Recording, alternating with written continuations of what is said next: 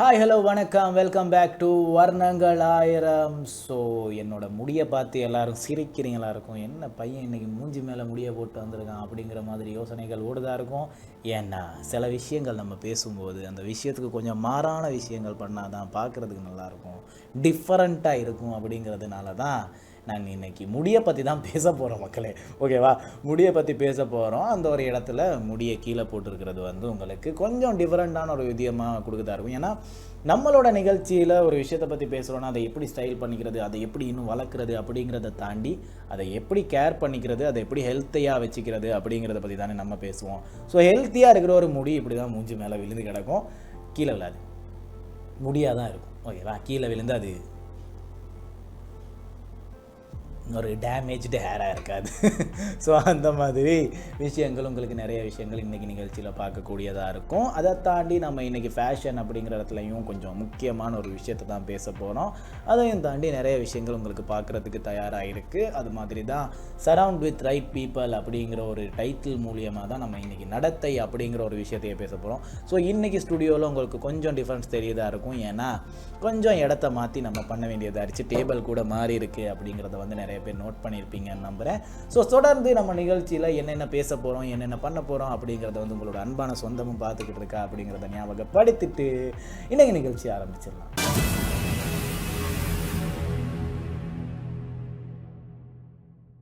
S, okay, இன்றைக்கி நிகழ்ச்சி ஆரம்பித்தாச்சு. So சொன்ன மாதிரி தான் இன்றைக்கி நிகழ்ச்சியில் முடியை பற்றி பேச போகிறோம் அப்படின்னு சொல்லியிருந்தேன். ஸோ ஆரம்பிக்கலாமா, என்ன மாதிரி செல்ஃப் கேர்லேருந்து ஆரம்பிப்போமா இல்லைன்னா ஃபேஷன்லேருந்து ஆரம்பிப்போமா அப்படிங்கிறது வந்து டவுட்டாக தான் இருக்குது. ஆனால் நான் நினைக்கிறேன் இன்றைக்கி செல்ஃப் கேர்லேருந்து ஆரம்பிக்கலாம். ஓகேவா, ரொம்ப நாள் ஆச்சு இல்லையா? ஸோ செல்ஃப் கேரில் இன்றைக்கி முடியை பற்றி பேச போகிறோம் அப்படின்னு சொல்லியிருந்தோம். முடி அப்படி இல்லைன்னா பெண்கள் ரீதியாக பார்த்தோன்னா அது கூந்தலுங்க, பசங்களுக்குன்னு வந்துருச்சுன்னா அது முடி தான், சரியா?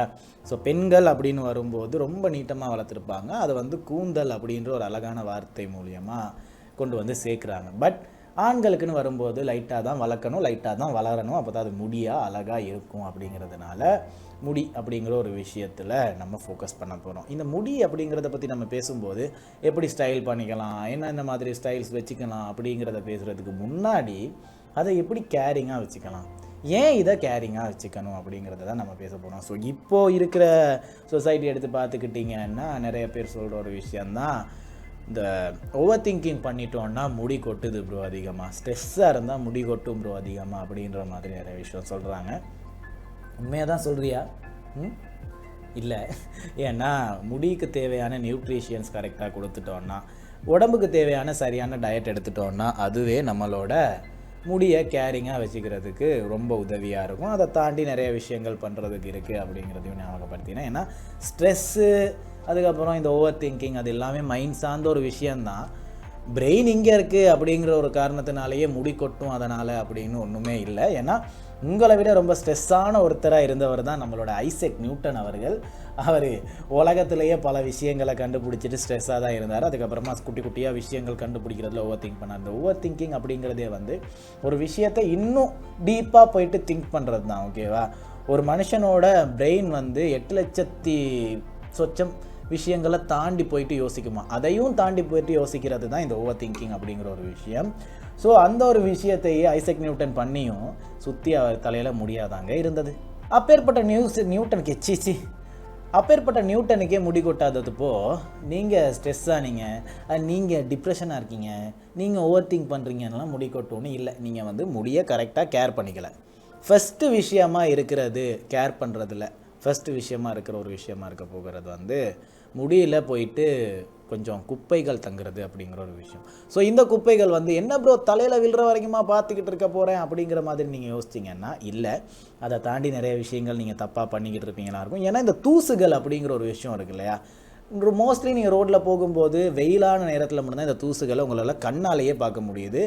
ஆனால் நீங்கள் எங்கே கை வச்சாலுமே அங்கே ஒரு தூசு இருக்கலாம். ஓகேவா, சும்மா கையை வச்சுட்டு தலைமையில் கை வைக்கும்போது ஸ்டைல் பண்ணும்போது நீங்கள் எப்போவுமே அண்ணன் நிகழ்ச்சியில் அப்படி இப்படி முடிய தூக்குறத நோட் பண்ணியிருப்பீங்க. நான் அதுக்கு முன்னாடி எப்போயுமே சானிடைஸ் பண்ணியிருப்பேன். ஏன்னா கையில் எப்படியுமே ஜெர்ம்ஸ் ஒட்டியிருக்கும், அது முடியில் போயிட்டு அதுக்கப்புறம் அது ஸ்கேல்ப்புக்கு போயிட்டு அது ஸ்கேல்ப்பை கொஞ்சம் கொஞ்சமாக சாப்பிட்டு அதுக்கப்புறம் அது டேண்ட்ரஃபாக மாதிரி அதுக்கப்புறம் டேண்ட்ரஃப் கைக்கு வந்து ரொம்ப கஷ்டமாக இருக்கும் இல்லையா. அதுக்கப்புறம் அஃப்கோர்ஸ் ஸ்கேல்ப்பை வந்து அது சாப்பிட்டு வச்சுருக்கிறனாலேயே ஸ்கேல்ப் இன்னும் அன்ஹெல்தியாக இருக்கும்போது முடி கொட்ட ஆரம்பிக்குது. ஸோ ஜெர்ம்ஸ் அப்படிங்கிறது வந்து நம்மளோட கண்ணுக்கு பார்க்கக்கூடிய ஒரு பூச்சிகள் கிடையாது. அதை விட குட்டியான பூச்சிகள். இந்த நம்மெல்லாம் ஸ்கூலில் இருக்கும்போது ஒரு ஸ்கோப்பை வச்சு பார்த்துருப்போம். குட்டி குட்டியாக ஓடிக்கிட்டே இருப்பானுங்க இல்லையா, அவனுங்க தான் ஜேம்ஸ் அப்படிங்கிற பேரில் வாழ்ந்துக்கிட்டு இருக்கானுங்க. ஸோ அந்த ஒரு ரீதியில் முடிகளில் வந்து ஜெர்ம்ஸ் தங்குறது ரொம்பவுமே அதிகமாக இருக்குது. அப்படி இருக்கும்போது தான் நீங்கள் ஒரு ஷாம்போ யூஸ் பண்ணுறதுக்கு ஸ்டார்ட் பண்ணுறீங்க. நம்ம அப்படியே வர்றோம் பார்த்தீங்களா, ஜெர்ம்ஸ்லேருந்து வர்றேன், ஏன் ஷாம்போ யூஸ் பண்ணுறீங்கன்னு. ஷாம்போ யூஸ் பண்ணும்போது மட்டும் கரெக்டாக ஜெர்ம்ஸ் கிளியர் ஆகிடுதா அப்படின்னு கேட்டிங்கன்னா இங்கே தான் பிரச்சனையே இருக்குது. ஷாம்போ அப்படின்னு வரும்போது ஜெர்ம்ஸை கொல்றதுக்கான கெமிக்கல்ஸ் வந்து கரெக்டாக யூஸ் பண்ணியிருப்பானுங்க. ஆனால் அதையும் தாண்டி கூட கெமிக்கல்ஸ் யூஸ் பண்ணுறது அதிகம். அப்படி இருக்கும்போது நீங்கள் ஒரு ஷாம்போ டெய்லி யூஸ் பண்ணுவீங்களா இருந்தால் அது உங்களோட ஸ்கேல்ப்பை இன்னும் அன்ஹெல்தி ஆகும். அது எப்படி ப்ரோ ஒரு ஷாம்போ அன்ஹெல்தி ஆகும் அப்படின்னு கேட்டுக்கிட்டிங்கன்னா, இந்த ஜெர்ம்ஸ் எப்படி பாதிக்குதோ அதே மாதிரி இந்த கெமிக்கல்ஸ் உங்களோட ஸ்கேல்ப்பை பாதிக்க ஆரம்பிக்கும். ஹேர் பற்றி தானே பேசுகிறீங்க அப்படின்னு கேட்டு ஸ்கேல்ப் பற்றி ஏன் பேசுகிறீங்கன்னு கேட்டிங்கன்னா, முடி கொட்டுறது இந்த ஸ்கேல்ப் வந்து ஹெல்த்தியாக இல்லாத ஒரே ஒரு விஷயம்னால தான். ஓகேவா?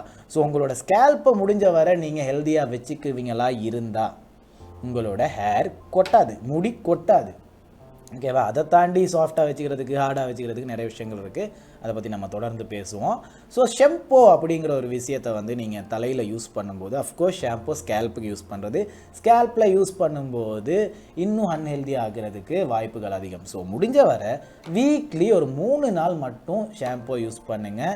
அதை தாண்டி நீங்கள் உங்களோட ஹேரை கழுவணும் அப்படி இல்லைன்னா குளிக்கணும் அப்படிங்கிற ஒரு இடத்துல ஜஸ்ட் தண்ணியை வச்சு மட்டும் பாத் ஒன்று எடுங்க. ஒரு ஹெட் பாத் ஒன்று எடுக்கிறது ஓகே தான்.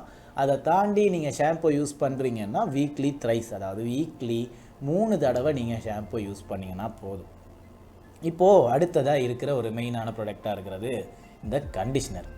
ஸோ எல்லாருக்குமே நான் சில இடங்களில் சொல்லியிருப்பேன், ஷாம்போ ஸ்கேல்ப்புக்கு கண்டிஷ்னர் தான் முடிக்குன்னு. ஓகேவா?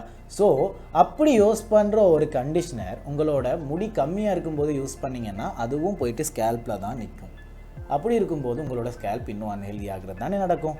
ஷாம்போவே உங்களோட ஸ்கேல்ப்பை பாதிக்குன்னா கண்டிஷ்னர் இன்னுமே பாதிக்கும். ஏன்னா அதில் இருக்கிற கெமிக்கல் ஷாம்போவை விட அதிகம். ஸோ அந்த ஒரு மூமெண்ட்டில் நீங்கள் என்ன பண்ணுறீங்கன்னா, முடிக்கு மட்டும்தான் கண்டிஷ்னர் யூஸ் பண்ணணும். அதுவே உங்களோட முடி கொஞ்சம் கம்மியாக இருக்குன்னா கண்டிஷ்னர் யூஸ் பண்ணாதீங்க. அதிகமாக முடி வளர்த்துருக்கிற ஆம்பளை பசங்க மட்டும் முடிக்கு கண்டிஷ்னர் யூஸ் பண்ணுங்க. அதை தாண்டி குட்டி குட்டியாக கொஞ்சம் வளர்த்துருக்கிறவங்க, ஏன் நான் கூட கண்டிஷ்னர் யூஸ் பண்ண மாட்டேங்க, ஏன்னா யூஸ் பண்ணோன்னா அது வந்து போயிட்டு ஸ்கேல்ப்பில் தங்கும், ஸ்கேல்ப் இன்னும் அன்ஹெல்தியாக ஃபீல் ஆகிறது மட்டும்தான் நடக்கும். அப்படிங்கிறதுனால கண்டிஷ்னர் அவாய்ட் பண்ணிக்கோங்க. ஷாம்பூவும் கூட வீக்லி ஒரு 3 டேஸ் நீங்கள் அப்ளை பண்ணாலே போதும். அதை தாண்டி அப்ளை பண்ண வேணாம் அப்படிங்கிறது தான் உண்மை. ஸோ அடுத்ததாக அஃப்கோர்ஸ் என்ன வைக்கிறது அப்படிங்கிற ஒரு விஷயத்த நம்ம எல்லாருமே பண்ணுறோம். பண்டைய காலத்திலேருந்து இப்போ இந்த காலம் வரைக்குமே மாறாத ஒரே விஷயமா இருக்கிறது தலையில் எண்ணெய் வைக்கிறது. அம்மா அக்கான்லேருந்து எல்லாருமே ரெக்கமெண்ட் பண்ணிக்கிட்டே தான் இருப்பாங்க. பசங்களுக்கு கூட இது ரொம்பவுமே யூஸ்ஃபுல்லாக இருக்குது. ஏன் இந்த எண்ணெய் வைக்கணும் அப்படின்னு கேட்டுக்கிட்டிங்கன்னா, எப்படியுமே நீங்கள் ஒரு இடத்துக்கு போகிறீங்க அப்படி இல்லைன்னா சும்மா வீட்டிலையே இருக்கீங்கன்னாலும் இப்போ இருக்கிற இந்த ஒரு சூரியன் இருக்கு இல்லையா, நம்மளோட முடியையும் நம்மளோட தலையையும் காய வச்சுக்கிட்டே இருக்கும். தலை அப்படின்னு சொல்கிறது வந்து ஸ்கேல்ப்பை சொல்கிறோம். ஸோ அதை வந்து காய வச்சுக்கிட்டே இருக்கும். ஸோ காஞ்சும் இருக்கக்கூடாது நம்மளோட முடி, அதுக்குன்னு ரொம்ப வெட்டாகவும் இருக்கக்கூடாது. ஓகேவா? அந்த ஒரு மூமெண்ட்டில் நீங்கள் என்ன பண்ணணும் அப்படின்னு பார்த்துக்கிட்டிங்கன்னா, கண்டிப்பாக ஒயில் வைக்கணுங்க. ஒயில் வச்சிங்களா இருந்தால் அது ரொம்ப காஞ்சும் இருக்காது, ரொம்ப ட்ரை ஆகிட்டும் இருக்காது. ஓகேவா? அதுக்குன்னு ரொம்ப வெட்டாகவும் இருக்காது. அதனாலேயே முடி கொட்டுறது கம்மியாக இருக்கும். ஸோ உங்களோட ஸ்கேல்ப் ட்ரையாக இருந்தால் ட்ரை ஆகி உங்களோட முடியை கொட்ட வச்சுருவான். இதுவே ரொம்ப வெட்டாக இருந்துச்சுன்னா வெட்டாகி கழட்டி விழுந்துருவான். அந்த ஒரு மூமெண்ட்டில் நீங்கள் எண்ணெய் வச்சுட்டு அதுக்கப்புறமா கரெக்டாக குளிப்பீங்களா இருந்தால், அப்போது நீங்கள் வெட்டாக யூஸ் பண்ணிவிட்டு நீங்கள் குளிக்கிறதுனாலேயே அந்த ஒரு தண்ணியும் எண்ணெய் பசையும் சேர்ந்து ஸ்கேல்ப்பை கரெக்டாக பாதுகாத்து வச்சுக்கும். வெட்டாகவும் இல்லாமல் ட்ரையாகவும் இல்லாமல், கூடிய சீக்கிரம் ட்ரையும் ஆகிடாது, ரொம்பவும் வெட்டாகவும் இருந்துடாது. அப்படிங்கிற மூமெண்ட்டில் வந்து உங்களோட முடி அப்படி இல்லைன்னா உங்களோட ஸ்கேல்ப் வந்து கரெக்டான ஒரு ட்ரைனஸோட மெயின்டைன் ஆகிக்கிட்டு இருக்கும். அப்படி இருக்கும்போது உங்களோட முடி கொட்டுறதுக்கான வாய்ப்புகள் ரொம்பவுமே கம்மியாக இருக்கும். ஓகேவா? இதுக்கடுத்து நம்ம பார்த்தோன்னா இந்த கேப் யூஸ் பண்ணுறது. கேப் யூஸ் பண்ணும்போது நான் சொல்லியிருந்த ஒரு விஷயம் தான், இந்த ஸ்கேல்ப் அப்படிங்கிறது வந்து எப்படி பாதிக்குது கேப் அப்படிங்கிற ஒரு இடத்துல அப்படிங்கிறத வந்து நம்ம கடந்த வாரங்களில் பேசின சில பல விஷயங்கள்லையே நீங்கள் நோட் பண்ணியிருப்பீங்க. அதையும் தாண்டி சொல்லணும்னா, அஃப்கோர்ஸ் ஒரு கேப் யூஸ் பண்ணும்போது அதுக்கான இன்ஹேல் ஹோல்ஸ் இருக்கா அப்படிங்கிறத வந்து கரெக்டாக பார்த்து யூஸ் பண்ணுங்கள் அப்படிங்கிறத திரும்பவும் ஞாபகப்படுத்திக்கிறேன். ஸோ இந்த மாதிரி முடியை பாதிக்கிற விஷயங்கள் நிறையவுமே இருக்குது. இந்த விஷயங்களை அவாய்ட் பண்ணிவிட்டு இதுக்கு அடுத்து இருக்கிற விஷயங்களை நீங்கள் கரெக்டாக வச்சுக்கிட்டாலே முடி ரொம்ப கேர்ஃபுல்லாக இருக்கும். அப்படி கேர்ஃபுல்லாக இருக்கும்போது உங்களோட முடி கொட்டுறதை வந்து நம்ம கம்மியாக வச்சுக்கலாம். ஸோ இந்த முடியை சாஃப்டாக வச்சுக்கிறது பிடிக்கும் அப்படின்றவங்களுக்கு வந்து இந்த ஒரு தகவல் என்னென்னா, ஆயில் போட்டுட்டு கரெக்டாக ஷாம்பூ பண்ணிங்கனாலே சாஃப்டாக மெயின்டைன் பண்ணலாம். இதுவே ட்ரையாக வச்சுக்கணும் அப்படின்னு நினைக்கிறவங்களுக்கு வந்து சொல்கிற ஒரே ஒரு தகவல், ஹேர் ட்ரையர் அப்படிங்கிற ஒருத்தன் இருக்கான் இல்லையா, அவனை வச்சு கரெக்டாக ட்ரை பண்ணிட்டீங்கனாலே, குளிச்சுட்டு வந்ததுக்கப்புறம் ட்ரை பண்ணிட்டீங்கனாலே அவனோட ஹீட் கன்சியூம் ஆகுறதுனாலேயே உங்களோட ஹெட் வந்து இன்னுமே ட்ரை ஆகிரும். அதுக்கப்புறம் ட்ரையாக மெயின்டைன் ஆகும். அஃப்கோர்ஸ் நீங்கள் வெளியே போகும்போது கரெக்டாக ஸ்வெட் ஆயிடுச்சுனாலே அந்த ஒரு ட்ரைனஸ் திரும்ப வெட்னஸுக்கு திரும்பிடும். அந்த ஒரு மூமெண்ட்டில் கரெக்டாக உங்களோட மெயின்டெனன்ஸ் இருக்கும். பட் இந்த ஒரு ட்ரை பண்ணுறது அப்படி இல்லைனா ஹேர் ட்ரையர் யூஸ் பண்ணுறதை வந்து நீங்கள் டெய்லி யூஸ் பண்ணுவீங்களா இருந்தால் அதனாலேயே உங்களோட ஹேர் இன்னும் வீக் ஆகலாம் அப்படிங்கிறதையும் ஞாபகப்படுத்திக்கிறேன்.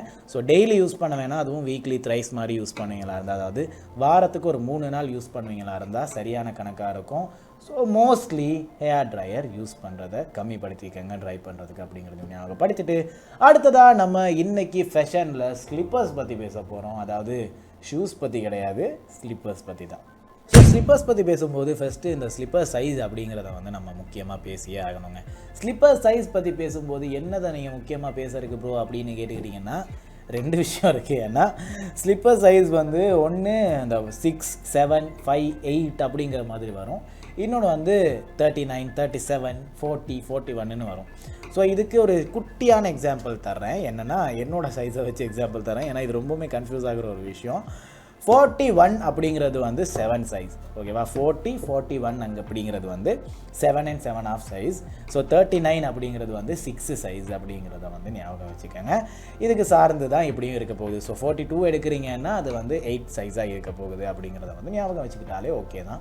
ஸோ 43னா 9 அப்படிங்கிற சைஸை நினைவு வச்சுக்கோங்க. ஸோ உங்களுக்கு வந்து 9, 10 அப்படின்னு தான் தெரியுமா அப்படின்னு இருக்கும்போது நீங்கள் திடீர்னு 40, 37 அப்படின்னு போனீங்கன்னா கன்ஃபியூஸ் ஆகிடும். இதுவே 37, 14 இருக்கும்போது 7, 8ன்னு போனீங்கன்னா கன்ஃபியூஸ் ஆகிடும்.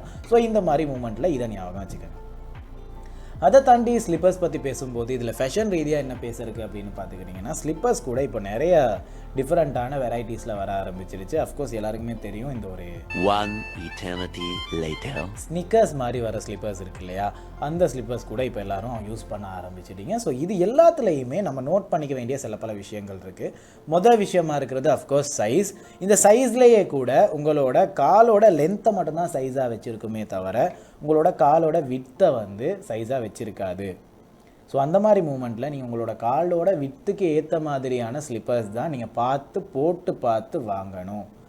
ஏன்னா நீங்கள் உங்களோட காலோட வித்துக்கு சரியாகாத சைஸ் எடுப்பீங்களா இருந்தால் உங்களோட காலை காயப்படுத்துறதுக்கு கூட வாய்ப்பு இருக்குது. ஸோ நம்ம ஸ்லிப்பர்ஸ் யூஸ் பண்ணுறதே கம்ஃபீஸ்னு தான் சில பல கண்ட்ரீஸில் சொல்லுவாங்க. கம்ஃபீஸ் யூஸ் பண்ணுறதே வந்து கம்ஃபர்டபுளாக இருக்கிறது தான். அதில் கூட நீங்கள் வித்து கம்மியாக எடுத்துட்டீங்கன்னா இன்னும் அன்கம்ஃபர்டபுளாக இருக்கும், கட் பண்ணலாம் ஆரம்பிச்சிடும் காலை அப்படிங்கிறத வந்து ஞாபகப்படுத்துகிறேன். ஸோ உங்களோட கம்ஃபர்ட்னஸ் அப்படிங்கிறத வந்து வச்சுக்கிறதுக்கு கரெக்டாக உங்களோட வித்தை பார்த்து ஒரு ஸ்லிப்பர் யூஸ் பண்ண வேண்டியது மஸ்ட்டாக இருக்குது. ஸோ அதை தொடர்ந்து அஃப்கோர்ஸ் நம்மளோட ஸ்லிப்பர்ஸ் புதுசாக யூஸ் பண்ணும்போது காலை கட் பண்ணுற மாதிரி கொஞ்சம் ஃபீல் ஒன்று கொடுக்கும். அஃப்கோர்ஸ் காலை கட் பண்ணிடுவான், அதாவது கருவளையங்கள் கூட ஏற்படுத்துறதுக்கு வாய்ப்பு உண்டு கால்களில். அந்த மாதிரி மூமெண்ட்டில் நம்ம என்ன பண்ணுறோன்னா அந்த ஆயில் லைட்டாக தேய்ச்சி வச்சுட்டு நடக்கிறோம் இல்லையா, அந்த ஒரு விஷயம் கரெக்டாக தப்பா அப்படின்னு கேட்டுக்கிட்டிங்கன்னா கொஞ்சம் தப்பான ஒரு விஷயந்தான். ஏன்னா ஆயில் அப்படிங்கிறது வந்து அதோட இருக்கிற அந்த ஒரு ரப்பர் ஸ்ட்ராப்பை இன்னும் ஸ்ட்ராங்காக ரப்பர் ஸ்ட்ராப்பாக மாற்றி கொடுத்துரும். அப்படிங்கிற மூமெண்ட்டில் இன்னும் கட் ஆகும். அது கட் ஆகும்போது செப்டிக் ஆக கூட வாய்ப்பு இருக்குது. ஸோ இந்த இடத்துல என்ன ப்ரோ பண்ணலாம் அப்படின்னு கேட்டுக்கிறீங்கன்னா, மாய்ஸ்சரைசர்ஸ் இருக்குது இல்லையா, மாய்ஸ்சரைசர்ஸ் வச்சு லைட்டாக மாய்ஸ்டர் பண்ணிடுங்க. மாய்ஸ்சரைசர்ஸ் அஃப்கோர்ஸ் ஸ்கின்னுக்காகவே யூஸ் பண்ணப்பட்டது. அதையும் தாண்டி இந்த ரப்பர் மெட்டீரியலோட மாய்ஸ்சரைசர் வந்து ஒத்து போகாது. அப்படிங்கிறதுனால லெக்கோட மட்டும்தான் அது ஒட்டி போகுமே தவிர இது வந்து ரப்பரோட சேர்ந்து அது கரைஞ்சி அதுக்கப்புறம் உங்களோட காலை செப்டிக் பண்ணுறதுக்கான வாய்ப்புகள் ரொம்பவுமே கம்மி. அப்படிங்கிறதுனால நீங்கள் ஆயில் யூஸ் பண்ணுறதை தவிர்த்துக்கிட்டு மாய்ஸ்சரைசர்ஸ் உங்களோட காலுக்கோ அப்படி இல்லைன்னா உங்களோட ஸ்லிப்பர்ஸுக்கோ யூஸ் பண்ணுவீங்களா இருந்தால் அதை இன்னும் கம்ஃபர்டபுளாக யூஸ் பண்ணலாம், கட் ஆகிறத தவிர்த்துக்கலாம். ஸோ ஸ்லிப்பர்ஸ் அப்படின்னு வரும்போது அதோட மேலே இருக்கிற ஸ்ட்ராப் இருக்குது இல்லையா, அந்த ஸ்ட்ராப் வந்து ஒன்று குட்டியாக வரும் இல்லைனா பெருசாக வரும். குட்டியாக வர்றது பெருசாக வர்றது எதுவாக இருந்தாலுமே உங்களோட ஃபிங்கர் 2க்கும் நடுவில் வர்ற அந்த ஒரு சிங்கிள் ஸ்ட்ராப் வந்து எப்படியுமே அது குட்டியாக தான் இருக்கும். அப்படியே அது பெருசாக இருந்துச்சுன்னா அது உங்களோட அந்த 2 பகுதிக்கு நடுவில் இருக்கிற பகுதியை வந்து இன்னுமே அக்லியாக காட்டுறதுக்கு ஆரம்பிக்கும். ஸோ முடிஞ்ச வர அந்த ஸ்ட்ராப் குட்டியாக இருக்கிறத நோட் பண்ணி எடுக்கணும். அடுத்ததாக இன்னொரு முக்கியமான விஷயம் தான் அதே ஸ்ட்ராப்பில் தான்.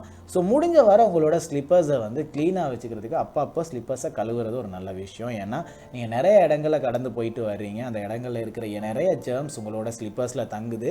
அந்த ஒரு மூமெண்ட்டில் உங்களோட காலில் அந்த ஜெர்ம்ஸ் தங்கி, அது மட்டும் இல்லாமல் ஸ்லிப்பர்ஸோட அந்த ஒரு மெயின் ஸ்ட்ராப் இருக்கு இல்லையா, அது வந்து 2 விரல்களுக்கு நடுவில் உள்ள ஒரு ஸ்பேஸில் தான் தங்குது. அதில் நிறைய ஜெர்ம்ஸ் இருக்குமா இருந்தால் அது கழுவிப்பட்டு போகிறதும் கம்மி. அப்படிங்கிறதுனாலேயே அது இன்னும் உங்களோட காலை பாதித்து நிறைய இன்ஜரிஸ் ஏற்படலாம். ஸோ முடிஞ்ச வர உங்களோட ஸ்லிப்பர்ஸை க்ளீனாக வச்சுக்கிறதுக்கு அப்பப்போ கழுவிக்கிறது நல்ல ஒரு விஷயம் அப்படிங்கிறத ஞாபகப்படுத்தினேன். ஓகேவா? ஸோ இந்த விஷயங்களை நீங்கள் ஒரு ஸ்லிப்பர்ஸ் யூஸ் பண்ணுறீங்கன்னா கண்டிப்பாக யூஸ் பண்ணணும். ஸோ அஃப்கோர்ஸ் நம்ம எல்லா இடத்துலையும் சொல்கிற மாதிரி தான் நீங்கள் யூஸ் பண்ணுற ஸ்லிப்பர்ஸ் கூட உங்களோட லொக்கேஷன், உங்களோட ஒகேஷனுக்கு ஏற்ற மாதிரி யூஸ் பண்ணுங்கள். சாதாரணமாக டாய்லெட்டுக்கு யூஸ் பண்ணுற ஒரு ஸ்லிப்பரை கொண்டு போயிட்டு ஒரு வெட்டிங்கில் யூஸ் பண்ணிடாதீங்க. சரியா? இந்த மாதிரி விஷயங்கள் கொஞ்சம் நோட்டிஃபைடாக இருங்க. உங்களோட ஸ்லிப்பராக இருந்தாலும் சரி, எங்கேயா இருந்தாலும் சரி, ஒரு ஈவெண்ட்டுக்கு ஒரு ஒகேஷனுக்கு ஏற்ற மாதிரி யூஸ் பண்ண வேண்டியது மஸ்ட்டாக இருக்குது. அடுத்ததாக நம்ம இன்றைக்கி நடத்தை அப்படிங்கிற இடத்துல ஒரு முக்கியமான ஒரு விஷயம் பேச போகிறோங்க. கம்ஃபர்ட் ஜோன் பற்றி பேச போகிறோம். கம்ஃபர்ட் ஜோன் பற்றி பேச போகிறோன்னு சொல்லிட்டேன் இல்லையா? ஸோ ஃபர்ஸ்ட் ஆஃப் ஆல் இந்த கம்ஃபர்ட் ஜோன்னா என்ன அப்படிங்கிறத வந்து நம்ம கிளியராக சொல்லிடலாம். ஸோ இப்போது எனக்கு இந்த சேரில் உட்காந்துருக்கிறது கம்ஃபர்டபுளாக இருக்குது. ஓகேவா? இப்போ என்னை கொண்டு போய் கீழே உட்காருங்க அப்படின்னு சொன்னால் எனக்கு கம்ஃபர்டபுளாக இருக்குமான்னு கேட்டால் கம்ஃபர்டபுளாக இருக்காது.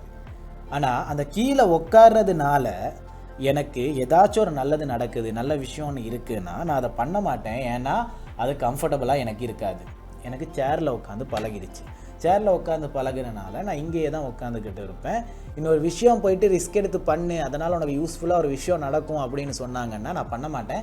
ஏன்னா எனக்கு அது கம்ஃபர்ட்டான ஒரு விஷயம் இல்லை. எனக்கு இந்த சேர் பழகிடுச்சு, இதுதான் என்னோடய கம்ஃபர்ட்டான ஜோன். ஸோ இங்கே தான் பெரிய பிரச்சனையே இருக்குது. இப்போ உங்களுக்கு வீடு ரொம்பவுமே பிடிக்கும்னு வச்சுக்கோங்களேன், அந்த வீட்டை விட்டு வெளியே வர்றதுக்கே பிடிக்காதுன்னு வச்சுக்கோங்களேன். வீட்டிலேருந்து நிறைய ஜாப் பண்ணலாம், நிறையா ஒர்க் பண்ணலாம். அப்படிங்கிறதுனாலேயே நீங்கள் வீட்டிலையே உட்காந்துக்கிட்டு நிறைய ஒர்க் பண்ணுவீங்க. ஓகேவா? அந்த கம்ஃபர்ட் ஜோன் ஓகே தான் இருக்கும். ஆனால் வெளியே நடக்கிற எந்த ஒரு விஷயமுமே உங்களுக்கு தெரியாது. ஏன்? அஃப்கோர்ஸ் இப்போ கொழும்பில் இருக்கிறனால நான் சொல்கிறேங்க, பம்பலப்பிட்டிக்கும் கொல்லுப்பிட்டிக்கும் கூட உங்களுக்கு வித்தியாசம் தெரியாது. திடீர்னு பஸ் ஏறி கொல்லுப்பிட்டி போகிறதுக்கு பம்பலப்பிட்டி போய் சேர்ந்துருவீங்க. அப்படிங்கிற மாதிரி உங்களோட கம்ஃபர்ட் ஜோனை வந்து நீங்கள் வீட்டுக்குள்ளே வச்சுருப்பீங்க. ஸோ ஒரு விஷயம் கற்றுக்கணுன்னா, ஒரு விஷயம் தெரிஞ்சுக்கணுன்னா உங்களோட கம்ஃபர்ட் ஜோன்லேருந்து வெளியே வரணும். ஸோ அஃப்கோர்ஸ் என்னோட ஒரு மிஸ்டேக் நான் சொல்ல வரேன். ஏன்னா என்னோட ஒரு எக்ஸ்பீரியன்ஸ் வச்சு உங்களுக்கு இந்த ஒரு விஷயத்த சொன்னால் தான் அது எனக்கு கரெக்டாக இருக்கும். ஏன்னா நான் ஒன்று கரெக்டாக பண்ணாமல் அந்த ஒரு அட்வைஸை உங்களுக்கு கொடுக்கக்கூடாது. அப்படிங்கிறதுனால என்னோடய கம்ஃபர்ட் ஜோன் என்னென்னு பார்த்துக்கிட்டிங்கன்னா, என்னால் பிசி முன்னாடி உட்காந்து ஒர்க் பண்ண முடியாது. நான் எப்போ அந்த ஒரு கம்ஃபர்ட் ஜோனை பிரேக் பண்ணேன் அப்படின்னு பார்த்துக்கிட்டிங்கன்னா, என்னோடய ஷோ நான் தான் எடிட் பண்ணணும், அப்போ தான் இது இன்னுமே பார்க்க நல்லாயிருக்கும் அப்படிங்கிறத வந்து ஃபீல் பண்ணும்போது நான் என்னோடய கம்ஃபர்ட் ஜோனை பிரேக் பண்ணேன்.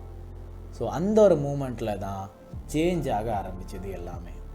ஸோ உங்களோட கம்ஃபர்ட் ஜோனை நீங்கள் எப்போ பிரேக் பண்ணுறீங்களோ அந்த ஒரு மூமெண்ட்டில் தான் சேஞ்ச் ஆகும். இப்போ நீங்கள் ஜிம்முக்கு போகிறதுக்கு இன்னுமே ரெடி ஆகாததுக்கு காரணம் என்ன? உங்களுக்கு டைம் இல்லைன்னு, ஒர்க் முடிஞ்சு வந்தோம் எனக்கு டயர்டாக இருக்குன்னு. அந்த டயர்டை தெளிக்கிறதுக்கு நீங்கள் என்ன பண்ணுறீங்கன்னா பெட்டில் இருக்கீங்க. அந்த பெட்டு வந்து உங்களோட பெரிய கம்ஃபர்ட் ஜோனாக இருக்குது. அந்த பெட்டை தாண்டி போகிறதே உங்களுக்கு வந்து பெரிய பிரச்சனையாக இருக்குது. ஸோ கம்ஃபர்ட் ஜோன் அங்கேருந்து உண்டாகுது. ஸோ அந்த ஒரு கம்ஃபர்ட் ஜோனை நீங்கள் அவாய்ட் பண்ணிட்டீங்கன்னா நிறையா டிஃப்ரெண்ட் பண்ணிக்கிட்டே போகலாம். ஸோ கம்ஃபர்ட் ஜோன்லேருந்து வெளியே வாங்க. கம்ஃபர்ட் ஜோன்லேருந்து வெளியே வந்து உங்களோட ஒர்க்கை ஸ்டார்ட் பண்ணுங்கள். ஸோ இந்த ஒரு கம்ஃபர்ட் ஜோனை நடத்தை அப்படிங்கிற இடத்துல ஏன் போட்டிருக்கேன் அப்படின்னு கேட்டுக்கிட்டிங்கன்னா, இந்த ஒரு கம்ஃபர்ட் ஜோனில் இருக்கிறனால தான் இன்னொரு நபருக்கு நீங்கள் தப்பாக தெரியுறீங்க. உங்களை ஒரு மாச்சலான ஒரு ஆள், மூசலை பிடிச்சவன், பஞ்சியான ஒரு ஆள் அப்படிங்கிற மாதிரி நிறைய வார்த்தைகளில் அவங்க உங்களை கொண்டு வந்து சேர்க்க முடியும். ஓகேவா? ஸோ அந்த ஒரு விஷயத்தை அவங்க சேர்க்குறாங்க. அப்படிங்கிறத தாண்டி நீங்கள் கம்ஃபர்ட் ஜோனில் இருக்கிறனால தான் நண்பா நீங்கள் வந்து அதெல்லாம் பண்ணலை. புரியுதா? ஸோ கம்ஃபர்ட் ஜோனில் இருக்காதீங்க, அதிலேருந்து வெளியே வாங்க. உங்களோட லைஃப்பை பாருங்கள். லைஃப்பை பார்க்கணுன்னா, லைஃப்பை பார்க்குறதுனா என்ன அப்படின்னு கேட்டிங்கன்னா, உங்களை சுற்றி இருக்கிற விஷயங்கள், உங்களை சார்ந்து இருக்கிற விஷயங்களை வந்து ஃபேஸ் பண்ணுறதுக்கு தயாராகுங்க. உங்களோட கம்ஃபர்ட் ஜோன்லேருந்து வெளியே வாங்க. நீங்கள் ஒரு விஷயம் இப்படி தான் பண்ணுவேன், இப்படி தான் நான் இருந்திருக்கேன், இப்படி தான் பழகிருச்சுன்னு அதே ஒரு விஷயத்த பண்ணிக்கிட்டு இருந்தீங்கன்னா அதில் நல்லது நடக்கிற மாதிரியே இருக்கும். ஆனால் அதை தாண்டி ஒரு விஷயத்த நீங்கள் கற்றுப்பீங்களா அப்படின்னு கேட்டிங்கன்னா கற்றுக்க மாட்டீங்க. அதனால் உங்களோட கம்ஃபர்ட் ஜோன் அப்படிங்கிறவனை வந்து பிரேக் பண்ண வேண்டியது ரொம்பவுமே மஸ்ட்டாக இருக்குது. அந்த ஒரு கம்ஃபர்ட் ஜோனை பிரேக் பண்ணிட்டீங்கன்னா அதுக்கு அடுத்து வர்ற விஷயம் எல்லாமே சேலஞ்சஸ் தான். ஸோ இந்த ஒரு சேலஞ்சஸ் அப்படின்னு வரும்போது உங்களோட கம்ஃபர்ட் ஜோன்லேருந்து நீங்கள் ஒர்க் பண்ணவே முடியாது. அந்த சேலஞ்சஸ் கூட சண்டை போட்டே ஆகணும் இல்லையா? அந்த ஒரு மூமெண்ட்டில் தான் நீங்கள் ஃபீல் பண்ணுவீங்க எவ்வளோ விஷயத்தை நான் கடந்து வர இருக்குது அப்படிங்கிறத. ஸோ அந்த சேலஞ்சஸை தாண்டி வந்துட்டிங்கன்னா இன்னொரு சேலஞ்ச் ஸோ இன்னும் சேலஞ்ச் தாண்டி வரும்போது சக்ஸஸ் அப்படிங்கிற ஒரு இடத்துல வந்து நிற்பீங்க. ஆனால் அந்த சக்ஸஸ் அப்படிங்கிற ஒரு இடத்துல வந்து நின்றாதீங்க. அதுக்கு அடுத்து நிறைய விஷயங்கள் நீங்கள் இன்னும் ஃபேஸ் பண்ணிக்கிட்டு போகணும் அப்படிங்கிறதையும் ஞாபகப்படுத்திக்கிறேன். ஓகேவா? ஸோ அதுக்கெல்லாம் முன்னாடி இப்போ நீ உட்காந்துருக்கிற இடத்துல இருந்து எந்திரிச்சு உன்னோட வேலையை பார்க்க ஆரம்பி. அப்போ தான் உன்னோட கம்ஃபர்ட் ஜோன் பிரேக் ஆகும் அப்படிங்கிறத ஞாபகப்படுத்திக்கிறேன். அடுத்ததாக நம்ம எடுத்துக்காட்டு அப்படிங்கிற பகுதியில் ஒரு மாஸான ஆக்டர் பற்றி பேச போகிறோம். எடுத்துக்காட்டில் ஒரு மாஸான ஹீரோ பற்றி பேசுகிறோன்னு ஆரம்பிச்சிட்டோம். ஏன்னா இப்போ அவர் மாஸான ஹீரோ தான். ஆனாலுமே அவரை வந்து மாஸான ஹீரோவை அக்செப்ட் பண்ணிக்க முடியலைனாலுமே அவர் ஒரு மாஸான ஹீரோ தான். சூர்யா அவர்கள் பற்றி தாங்க நாங்கள் பேச போகிறோம். ஏன்னா நடிகர் சூர்யா அவர்கள் வந்து ஃபர்ஸ்ட்டே ஒரு காமெடியனாக தான் இண்டஸ்ட்ரிக்குள்ளே வராரு. காமெடியனாக இல்லை, ஒரு கேரக்டர் ரோலாக வராரு. அதுக்கப்புறம் காமெடியனாக வந்து செம்மையாக ரீச் ஆகுறாரு. அவரோட பெர்ஃபார்மன்ஸ் ரீதியாக நிறைய படங்களை கடந்து வர்றாரு. அதுக்கப்புறமா இப்போ ஒரு மாஸான ஹீரோவாக வந்து நிற்கிறாரு. இவர் எங்கே ஒரு மாஸான ஹீரோவாக வர்றதுக்கு காரணமாக இருக்கார் அப்படின்னு பார்த்தீங்கன்னா, சீமராஜான்னு சிவகார்த்திகேயனோட ஒரு படம். அதில் ஒரு கபடி சீனுன்னு நினைக்கிறேன். ஆமாம், இல்லை ஒரு மல்யுத்தம் சீன் ஒன்று வருது. அந்த சீனில் மாஸாக இருக்கும், காமெடியாக இருக்கும்னு சொல்லி சூரிய 6 பேக் எடுக்க வைக்கிறாங்க. அப்போலேருந்து அவரோட ஃபிசிக்கை வந்து இன்னமுமே அவர் கரெக்டாக மெயின்டைன் பண்ணிக்கிட்டு வராரு. ஆனாலுமே அவரோட ஃபேஸ் இருக்கு இல்லையா, அவர் இன்னசென்ட்டான ஃபேஸு. எனக்கு வந்து எந்த விஷயமுமே தெரியாது, நான் எந்த விஷயத்தையுமே பார்த்ததில்லை, நான் ஒரு ரொமான்டிக்கான ஆக்டரும் இல்லை, நான் ஒரு மாஸான ஆக்டரும் இல்லை, நான் வந்து ஒரு எப்படி சொல்கிறது, ஒரு சுட்டி பையன், வீட்டிலேயே சம்மந்தம் இல்லாமல் இருக்கிற ஒரு பையன் இருமாலே அந்த மாதிரியான ஒரு ஃபேஸ் கட் தான் சூரியகிட்ட இருக்குது. அதனாலேயே அதையே யூஸ் பண்ணி நிறைய படங்களில் ஒரு இன்னசென்ட்டாக காட்டி டிரான்ஸ்ஃபர்மேஷனில் ஒரு மாஸான டிரான்ஸ்ஃபர்மேஷன் கொடுத்து அவரோட படங்களை வந்து ஜெயிக்க வச்சுக்கிட்டு வராங்க தமிழ் சினிமாவில் இருக்கிற டிரெக்டர்ஸ் எல்லாருமே. ஸோ இவரோட ப்ளஸ் எது மைனஸ் எது அப்படிங்கிறத பேசுகிறதுக்கு முன்னாடி முதல் படங்கள்ல இருந்து கடைசி படங்கள் அப்படிங்கிறத பேசாமல் நம்ம அஃப்கோர்ஸ் ஒரு குட்டியான விஷயத்தை வச்சு சொல்ல போகிறோம். 3 வாரம் எப்படி நம்ம எஸ்டிஆருக்கு பண்ணியிருந்தோமோ அந்த மாதிரி ஒரு விஷயம் தான் பேச போகிறோம். ஃபஸ்ட்டு இவர் ஒரு கேரக்டர் ரோலில் வர்றாரு. அப்புறம் ஒரு குட்டியான பையன், ஒரு என்ன சொல்லுவாங்க, ஒரு குச்சி மாதிரி இருக்கிற ஒரு பையன். இவர் ஒரு பெயிண்டராக தான் இருந்திருக்காரு. நிறைய வேலைகள் பார்த்துருக்காரு. அஃப்கோர்ஸ் ஒரு பெயிண்டராக தான் இருந்திருக்காரு, அதாவது வால் பெயிண்டர். ஓகேவா? அந்த மாதிரி ஒரு வேலை தான் பார்த்துருக்காரு. அந்த நேரங்களில் கேரக்டர் ரோல்ஸ் நிறையாவே பண்ணியிருக்காரு. அதுக்கப்புறமா காமெடியனாக இருக்கும்போது இவரோட ட்ரெஸ்ஸிங் சென்ஸ்லாம் எடுத்து பார்த்துக்கிட்டிங்கன்னா அஃப்கோர்ஸ் ஃபன்னான ட்ரெஸ்ஸிங் சென்ஸாக இருக்கும். மோஸ்ட்லி இவரோட படங்கள் எடுத்து பார்த்திங்கன்னா அந்த கேரக்டரே வந்து ஒரு காமிக்கலான ஒரு கேரக்டராக இருக்கும். அதனால் இந்த என்னது வேலைன்னு வந்துட்டு வெள்ளைக்காரன் படத்துலலாம் சொல்லுவார், ஸ்கூல் பேண்ட்டை போட்டுக்கிட்டு வந்து மிரட்ரியாடா என்ன அப்படிங்கிற மாதிரி சொல்லியிருப்பார். ஸோ அந்த மாதிரி ட்ரெஸ்ஸிங்ஸ் யூஸ் பண்ணியிருப்பாங்க. மோஸ்ட்லி அவரோட காமிக்கலான கேரக்டருக்கு ஏற்ற மாதிரியான ட்ரெஸ்ஸிங்ஸ் யூஸ் பண்ணியிருப்பாங்க. ஸோ இப்போது இவர் ஹீரோவாக ஆனதுக்கப்புறம் ஃபஸ்ட்டாக நடித்த படமாக இருந்தது விடுதலை அப்படிங்கிற ஒரு படம். விடுதலை படத்தில் இவர் ஒரு போலீஸ் கேரக்டர், ஆனால் ஒரு ட்ரைனிங் போலீஸ் அப்படிங்கிற மாதிரி காட்டியிருப்பாங்க. கன்னை கூட கையில் கொடுத்துருக்க மாட்டாங்க. நான் இவருக்கு வந்து பேரிங் பண்ணுறது, அதாவது ஷூட் பண்ணுறது ரொம்பவுமே பிடிக்கும் அப்படிங்கிற மாதிரி படம் ஃபுல்லாகவே காட்டிட்டு கடைசியாக கன்னை தூக்குற மூமெண்ட்லாம் மாஸாகவே இருக்கும்னு சொல்லலாம். ஸோ இதில் கூட இவர் ஃபர்ஸ்ட்ல இருந்தே இன்னசென்ட்டாக தான் இவரோட ஃபேஸை மெயின்டைன் பண்ணிக்கிட்டு வருவார். அடுத்ததாக வந்த படங்களான கருடன் அப்படிங்கிற படத்தில் கூட இவரோட ஃபேஸ் ரொம்பவுமே இன்னசென்ட்டாக தான் இருக்கும். அடுத்ததாக இப்போ மாமன் அப்படிங்கிற ஒரு படம் வரதுக்கு இருக்குது. இதுலையுமே அஃப்கோர்ஸ் அந்த மாதிரி ஒரு கேரக்டராக தான் இருக்கும்னு நினைக்கிறேன். ஸோ நிறைய படங்கள் வரதுக்கு தயாராக இருக்குது. அதை தொடர்ந்து இவரோட ஃபேஷன் அதிலெல்லாம் எப்படி இருந்து பார்த்துக்கிட்டிங்கன்னா, கருடன் படத்தில் ஒரு வில்லேஜில் ஒரு அநாத பையனோட கேரக்டர் அப்படின்னு காட்டுறதுக்காக ஒரு செக்டு ஷர்ட் அப்படின்னா ஒரு பிளெயின் ஷர்ட் லாங் ஸ்லீவாக எடுத்திருப்பார். ஒரு நார்மலான கேஷுவல் பேண்ட் போட்டிருப்பார், செருப்போட சுற்றிக்கிட்டு இருப்பார், முடி தாடியெல்லாம் வளர்த்துக்கிட்டே சுற்றிக்கிட்டு இருப்பார். விடுதலை படத்தில் போலீஸ் கேரக்டர் அப்படின்றத காட்டுறதுக்காக கரெக்டாக ஒரு மீசையை வச்சுட்டு போலீஸ் கட் மாதிரியான ஒரு கட் ஒன்று யூஸ் பண்ணியிருப்பாங்க. இந்த மாதிரி நிறைய விஷயங்கள் வந்து படங்களில் நோட் பண்ணிக்கிட்டு இருக்கலாம். இவரோட காமெடி கேரக்டர் அப்படின்னு வரும்போது காமிக்கலாக இருக்கும். அதுக்கு முன்னாடி கேரக்டர் ரோல்ஸ் பண்ணும்போது ஒரு ஜஸ்டான கேஷுவலான லுக்கில் இருப்பார். இப்போ ஹீரோ அப்படின்னு வந்ததுக்கப்புறம் அந்த படங்களில் ஏற்ற கேரக்டர்ஸ் அப்படின்ற மாதிரி சார்ந்த துணிகள் மணிகள் அப்படின்ற மாதிரி தான் அவர் உடுத்துக்கிட்டு வர்றாரு. பார்க்கும்போது நல்லாவே இருக்குது. ஏன்னா ஃபிசிக், அவரோட காமெடி ரோல் எடுக்கும்போது, காமெடியாக இருக்கும்போது, காமிக்கலாக உடுத்த ட்ரெஸ்ஸுக்கு கூட அந்த ஃபிசிக் இருந்திருந்தால் மாஸாக தான் இருந்துடும்.